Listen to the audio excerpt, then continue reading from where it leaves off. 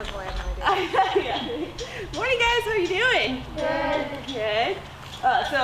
We're going to call him Miracle. That's his new name now that he's been here at the rescue.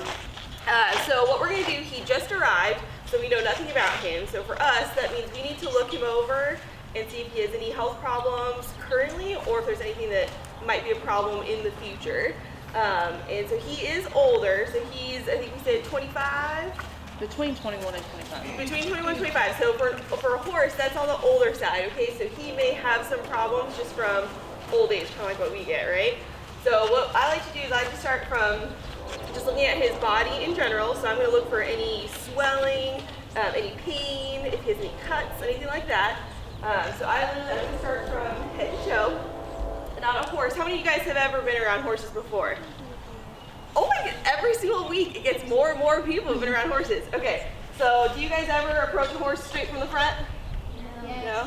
Yes? Are you sure? Yeah? So horses, their eyes, they see almost out in like a triangle here.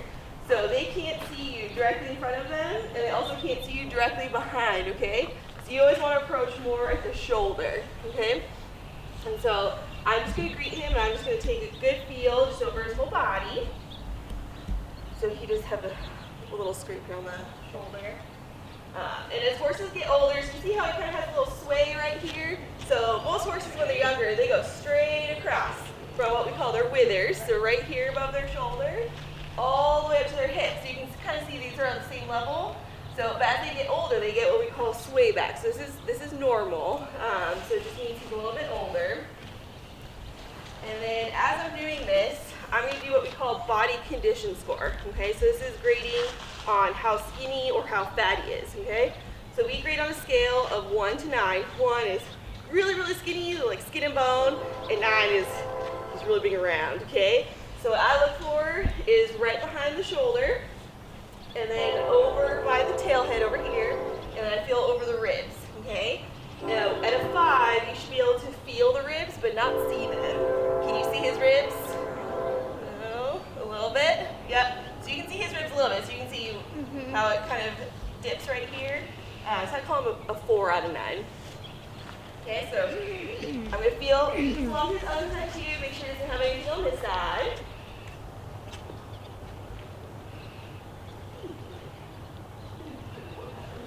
All right. Next, I'm going to take a look at his eyes. So if you guys, when you go out into the sun, what do your pupils do? The dark circle in your... They get small, right? Okay, and then what happens when you go into the dark? They get bigger. They get bigger. So horses do the same thing, but their pupil is a little bit more like a rectangle, so it kind of starts out big, and then as you shine a light, it should get really small, okay? So I just want to check and make sure that all that is normal. So I'm going to shine a light straight to his eye, just like they'll do at the eye doctor for you guys, right?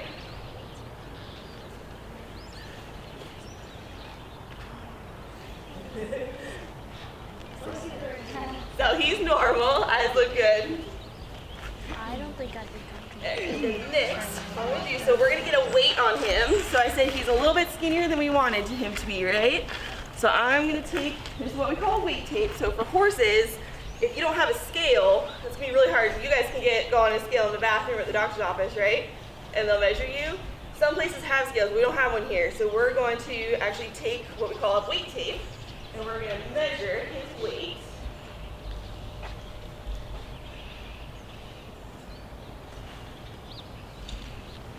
So I go right at the withers, and then behind his elbow.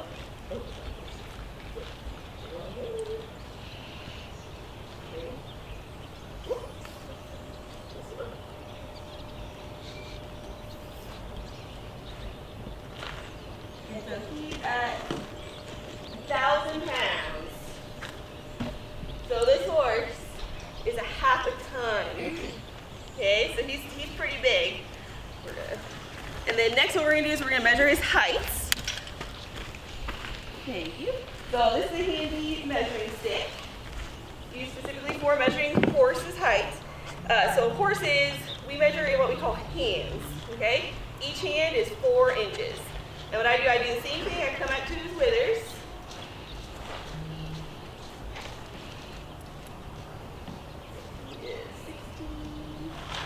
He is 16.1. Can you guys tell me how many inches 16 hands and 1 inches. Okay, so each hand is 4 inches. 4 times 16, and then add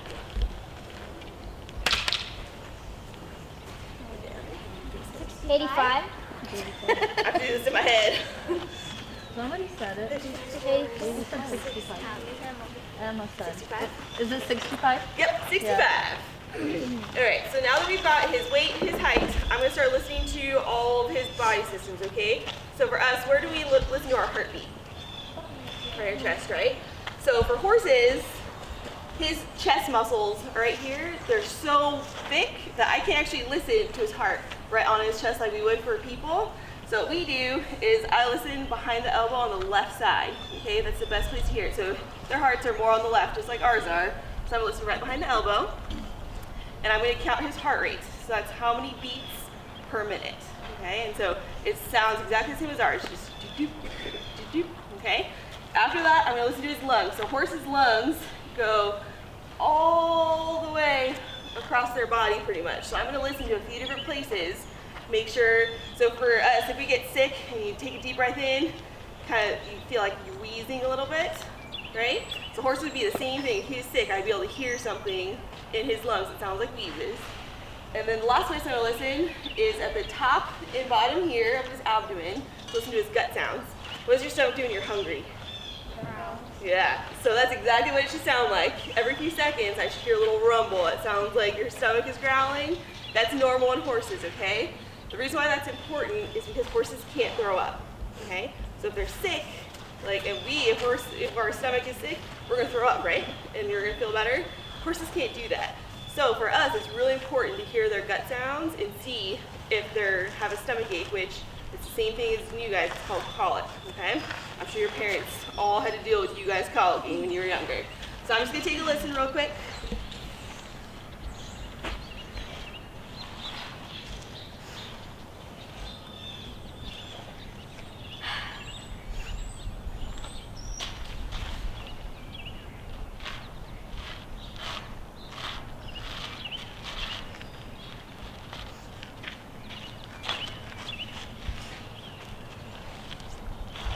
So I listen for 15 seconds, and I multiply by 4. So what's 9 times 4? 36. There you go. No murmurs or anything.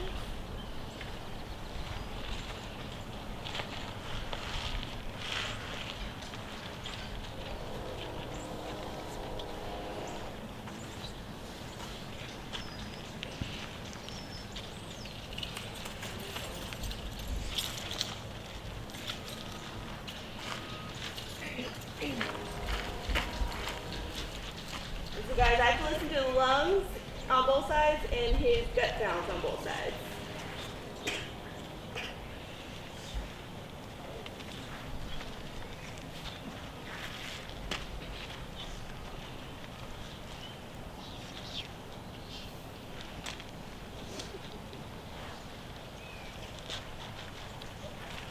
Sounds great.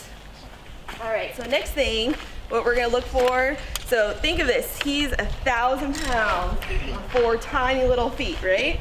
So in horses, their feet are really, really, really important, okay? So what horses do, so just like your fingernails, what do you have to do with them every once in a while? File. Trim them, right? So horses' toes are exactly the same material, and they grow out, so you have to trim them. So he is actually, the farriers are here right now. That's what you call the people who actually trim horses' feet. He's actually gonna get his feet trimmed today. So I'm gonna show you, what I'm gonna do is I'm gonna pick out his feet. I'll show you the different parts of his hoof, and then what I do is I take hoof testers, that's what these are, and I just put it around the hoof, and I put pressure all around the foot and just see if there's any spots that are painful for him. And if there are, then we'd investigate what the problem could be, okay? Can you turn him maybe that way again so they can see the frog? All right. So this is called a hoof pick. So I go through the crevices of his hoof, and I just clean out all the dirt and everything that's in there, any rocks. Take a good look. All right, guys, so if you can see, so see this little triangle right here? So this triangle is what you call the frog. And so that's actually like a cushion for the horses when they put their foot down that expands and helps take off some of the pressure of the 1,000-pound horse on these little tiny hooves, okay? And then all around here, that's what you call the sole, okay? So that's literally the bottom of your foot, okay?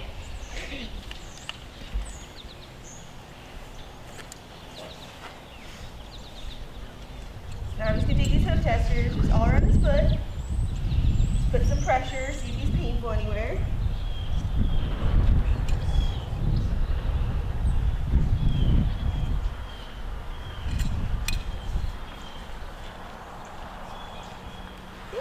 And so if he was painful, he would have tried to pull his foot away, or just like you guys, if you hit something that's painful, you kind of jerk your hand away, right? So that's what I expected from him. So he didn't do that on that one. Now I have to do it around all 4 feet, okay?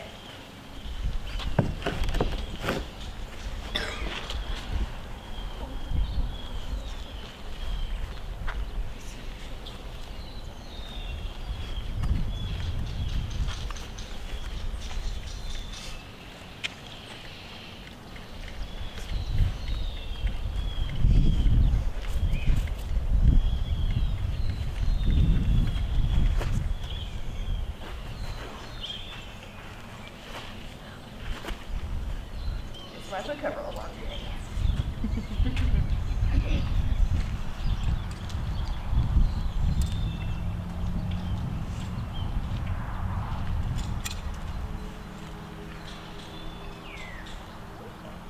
That foot isn't painful either.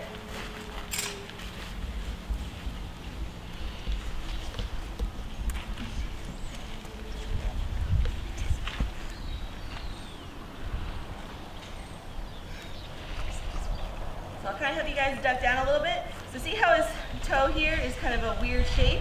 Yeah. So that's why the farrier is going to have to come through and trim it. So it's like you had really long fingernail and it chipped a little bit. That's exactly what happened to him. So today the farrier is going to make that all better. So it'll look all nice and smooth.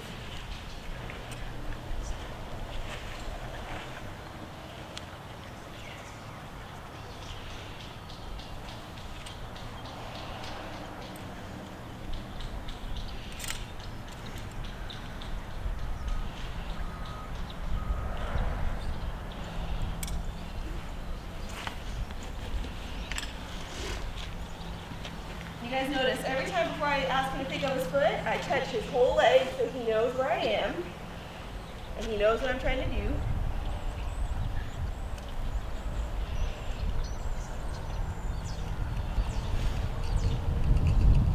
He's gonna need a lot of farrier work. Yeah. His feet aren't sore, but he just got overgrown. I think he's been a while.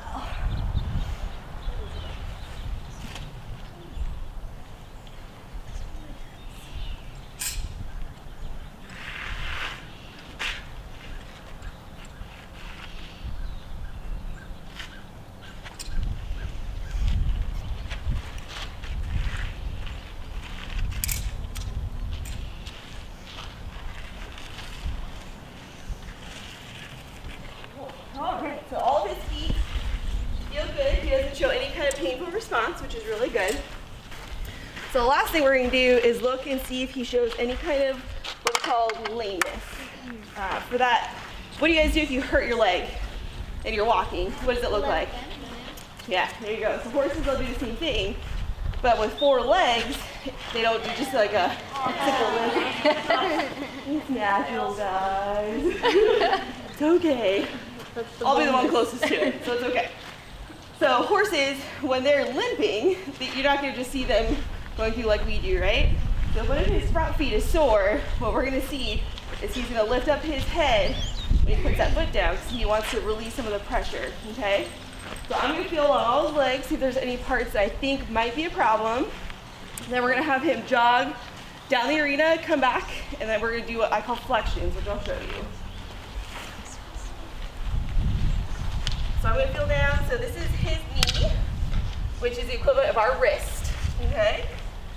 And then feel down to the fetlock, which is the equivalent of one of our fingers.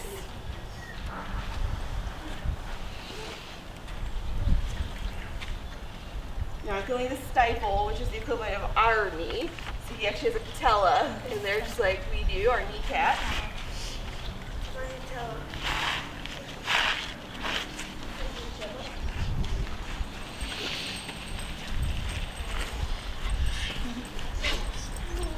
So I know you already noted this lateral footlock on the right front. Okay. Yeah. So guys, he does have a swelling here on his right front leg. So we're going to see if that causes him to be painful. Slight diffusion in that joint. So we'll see if that foot is painful. He does show some signs of swelling. So we'll see if that actually is sore for him.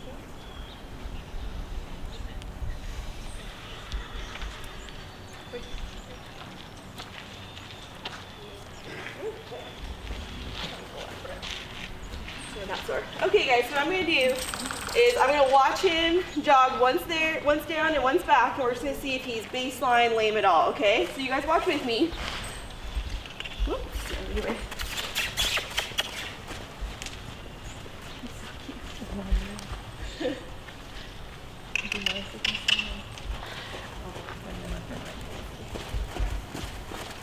Alright, so do you guys see any limping or anything? His head going really dramatically up or down, or is it just all rhythmic?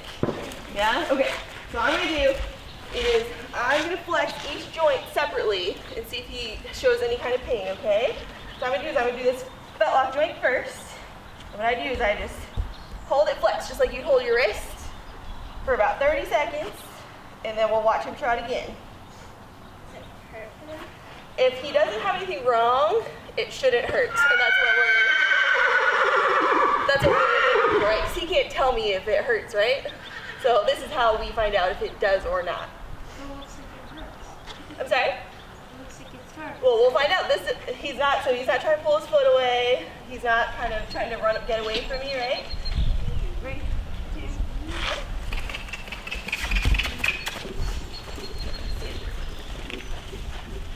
Do you guys see any change? Did he start limping or anything? Nope, so that one looks good. So now I'm going to do his knee.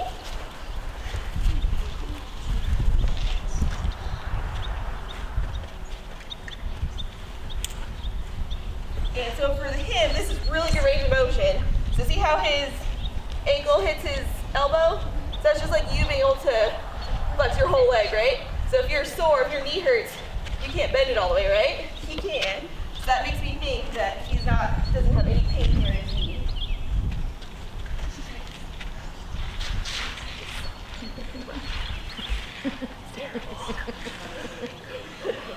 Really spreading the face.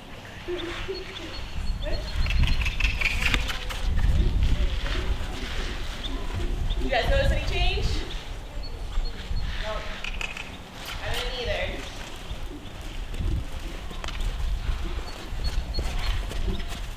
All right, so I'm going to do his back leg. Okay, so it's going to be very similar for that bottom joint. Okay, so we just the same as the front leg.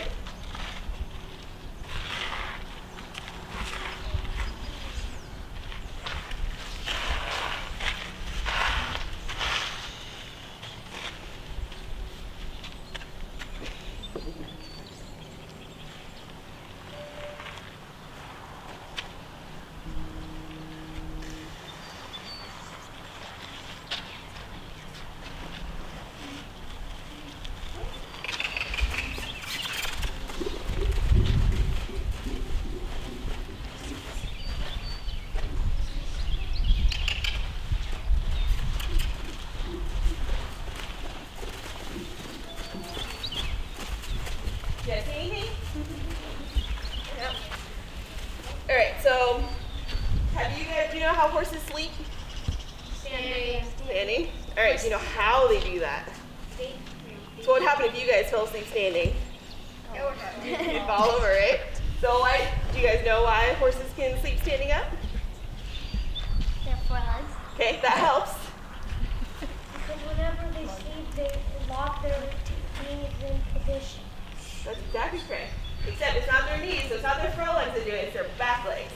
So what they have, and you'll see when I pick up this leg, they have what we call a reciprocal apparatus, which means means they can actually, if they bend this joint, they're gonna bend this one, okay? And then if this one, if they're standing, then you're gonna stay standing, okay? And they can lock into place, and then that way, with all 4 feet, they can stay balanced, right?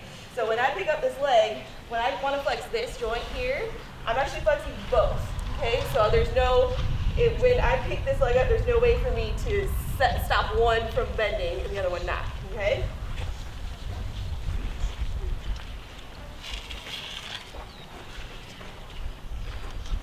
And I look at range of motion for this too. So his bone here should be relatively parallel to the ground, which it is. So that's really good range of motion.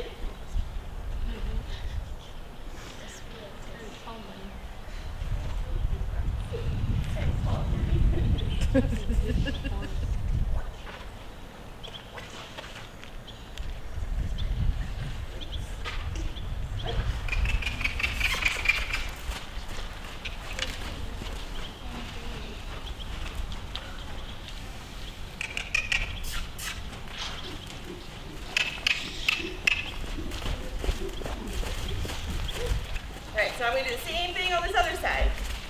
So this first one I'm going to do is the one that we're worried about since he has the swelling on the ankle. So we're going to see if it's just a superficial swelling or if it's actually causing him some pain. He does have decreased range of motion in that joint with that lock. Okay.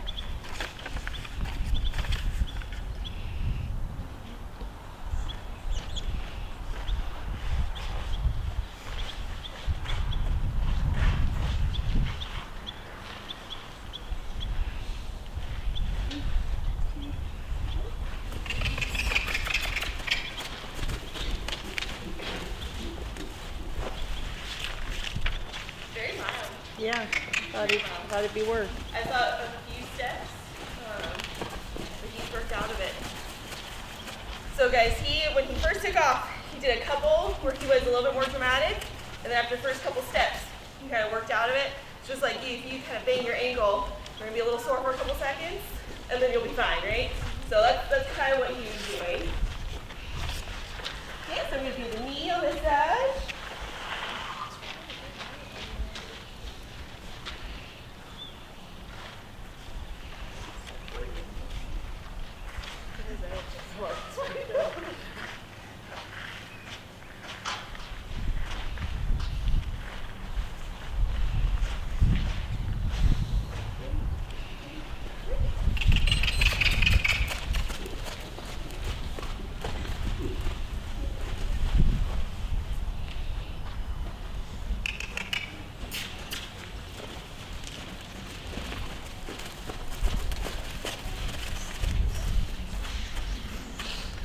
Now I'm just going to use this back leg. That first joint again, the fet lock.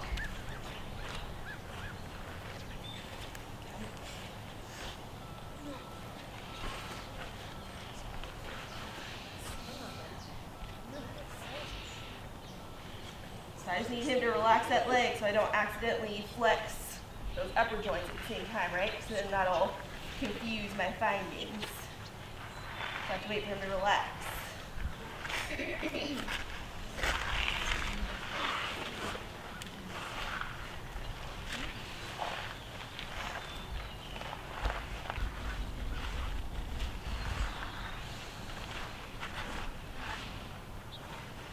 Three, two, one.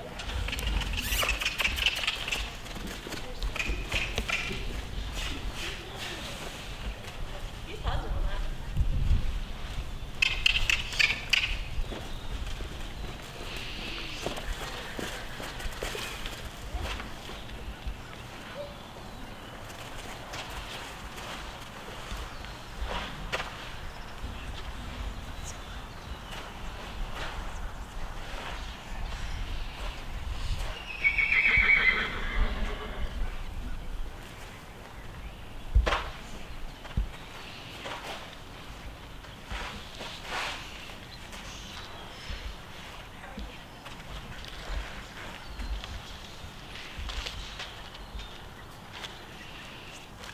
Has a problem, right? Is that right? He had a little bit, yeah.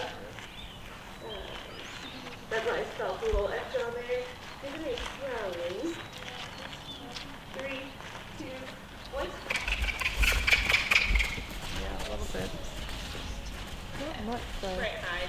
time. What's causing that? I think it's more hop stifle.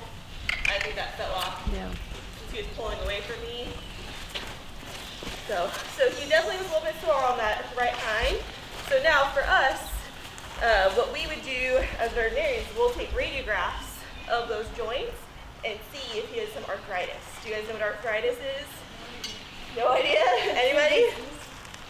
Teacher. Exactly. So sometimes they'll come with older age, but pretty much you just get inflammation in your joints, which means it gets sore, painful, gets swollen, and then it hurts to move all your fingers and your joints. So with his age, that's most likely what it is. But as vets, now we know where we can start looking for the sign of his pain. All right. Do you guys have any questions about our entrance exam?